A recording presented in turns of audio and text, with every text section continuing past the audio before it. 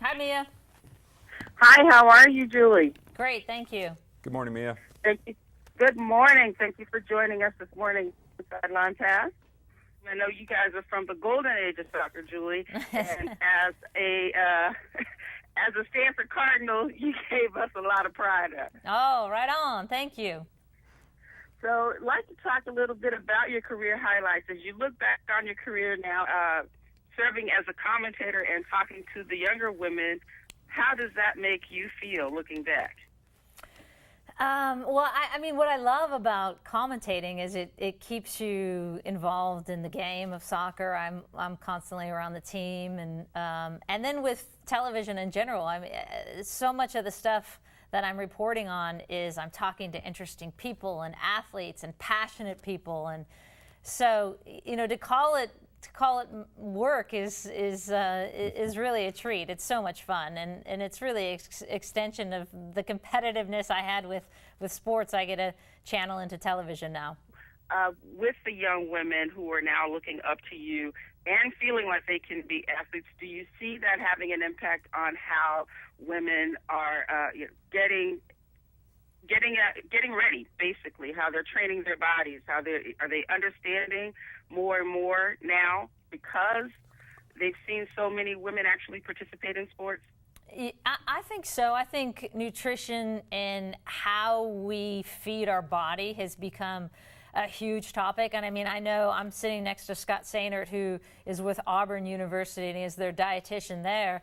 One of the things we talk about as athletes and as parents as well is this great debate over sugar, right? And how much sugar you should have and how much you should have as an athlete and how much you should give your kids. And one of the things I know is that there's this misconception that all sugars are bad. And what I know as an athlete is that when you couple it with activity, carbohydrates in the form of sugar are something you need for fuel, and they can in fact help performance. And I know Scott can speak to the science of it more, but it's something that's so important to you as an athlete when you get into that 75th minute and you need that energy. Yeah, there's no question. I think it's something that people don't understand, that carbohydrates in the form of sugar are the fuel source for high-intensity activities that last longer than an hour, certainly. And so for that 75th minute, for just even the repeated training that may go on during the middle of a week when you're having a 2 or 3 hour practice, that's a time where carbs are in the form of sugar are your fuel source. That intensity of time is really what's helping you become a better athlete for game days and helping you pull away from that defender because you have that carbohydrate on board. Yeah, Scott, with so many of the diets out there really demonizing sugar and also demonizing carbs, and, kids seeing through the Atkins diet, the Fed Up Challenge, all of these things, how can we help mothers out there really identify the best source of carbohydrates for them?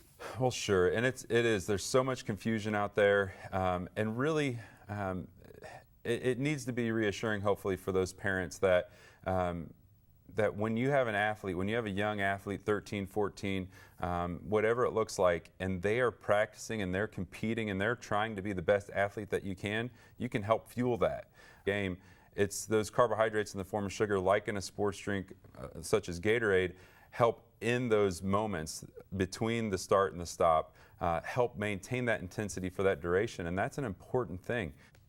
Now, Julie, when you're working with students in your camps that are in your leadership academy, how do you make sure that the message gets not just to them, but to the moms who are actually preparing their meals and choosing what they eat?